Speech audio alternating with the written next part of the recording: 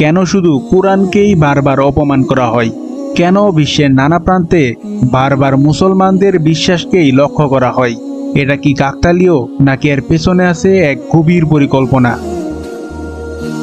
Sweden, Norway, Denmark, France এই দেশগুলোতে বারবার দেখা গেছে কেউ না কেউ কোরআন শরীফ পড়িয়েছে, ছিঁড়েছে বা অসম্মান করেছে। তারা একে মত প্রকাশের স্বাধীনতা বলে দাবি করে, কিন্তু বাস্তবে এটা ধর্মীয় উস্কানি ছাড়া আর কিছুই নয়।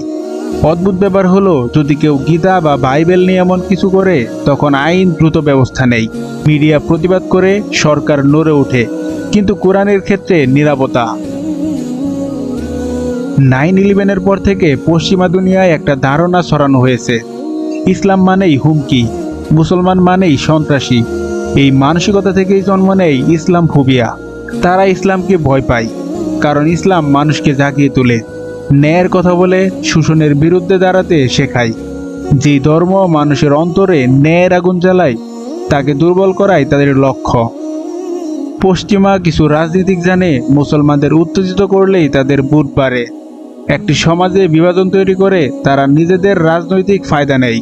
কোরআন অবমাননা মানে শুধু ধর্মীয় অপরাধ নয়, এটা আসলে এক রাজনৈতিক খেলা, যেখানে মুসলমানদের আবেগকেই অস্ত্র হিসেবে ব্যবহার করা হয়।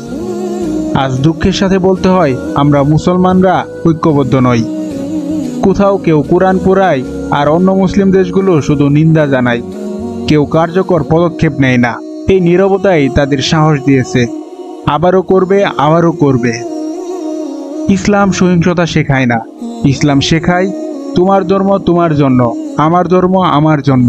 কিন্তু সেই শান্তির ধর্মকেই বিকৃত করে দেখানো হচ্ছে, যাতে মানুষ ইসলাম থেকে দূরে সরে যায়। এই মানসিক যুদ্ধই আসল বিপদ। এখন সময় এসেছে মুসলমানদের জেগে ওঠার, হাতে অস্ত্র নিয়ে নয়, বুদ্ধি, শিক্ষা আর ঐক্যের মাধ্যমে। প্রতিটি মুসলমান যদি নিজের আচরণে ইসলামের সৌন্দর্য দেখাতে পারে, তাহলে বিশ্ব জানবে ইসলাম ঘৃণার নয়, শান্তির ধর্ম।